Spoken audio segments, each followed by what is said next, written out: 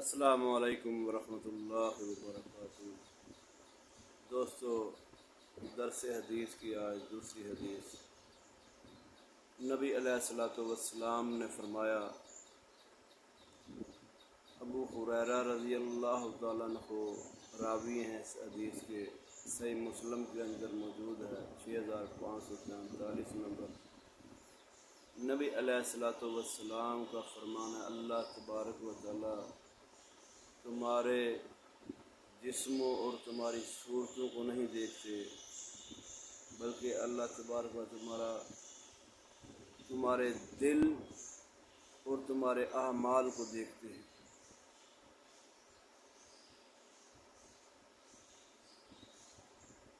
تو پتہ یہ چلا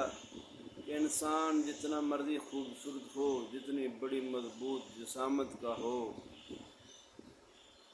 نہ اللہ نے اس کی صورت کو دیکھنا ہے، نہ اس کے جسم کو دیکھنا ہے، بلکہ اس کے دل کو دیکھنا ہے کہ وہ جو عمل کر رہا ہے وہ عمل تو پسندیدہ ہے، اللہ کے حکم کے مطابق ہے، رسول اللہ صلی اللہ علیہ وسلم کے طریقے کے مطابق ہے۔ تو پھر اللہ تبارک و تعالیٰ عمل کو بھی دیکھتے ہیں اور دل کو بھی دیکھتے ہیں کہ اس کی نیت کیا ہے، کیا اس کی دل میں ریاکاری ہے، کیا اس کا دل میں یہ جذبہ، یہ خیالات ہیں کہ لوگ اس کی تعریف کریں، دنیا میں اس کی واہ واہ ہو، کہ یہ کام جو کر رہا ہے اس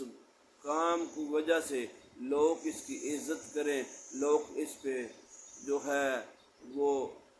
فخر کریں کہ یار یہ بندہ میرا جو ہے وہ کام بہت ہی اچھا کر رہا ہے، لوگوں کی واہ واہ سننے کے لیے وہ کر رہا ہے، یا صرف اللہ کی رضا کے لیے کر رہا ہے۔ یہ معاملہ ہے ریاکاری کا، دلوں کا معاملہ، خالص نیت اللہ کی رضا ہونی چاہیے، کیونکہ دلوں کا معاملہ تو اللہ ہی جانتے ہیں، اور اس کا فیصلہ بھی قیامت کے دن ہی ہوگا۔ ہم تو انسان کی ظاہری عمل پہ ہی فیصلہ کریں گے کہ وہ اچھا ہے یا برا۔ اس لیے اللہ تبارک و تعالیٰ اپنی نیتوں کو خالص کرنے والا ہمیں بنائے کہ ہماری نیتیں خالص اللہ کی رضا کے لیے ہوں،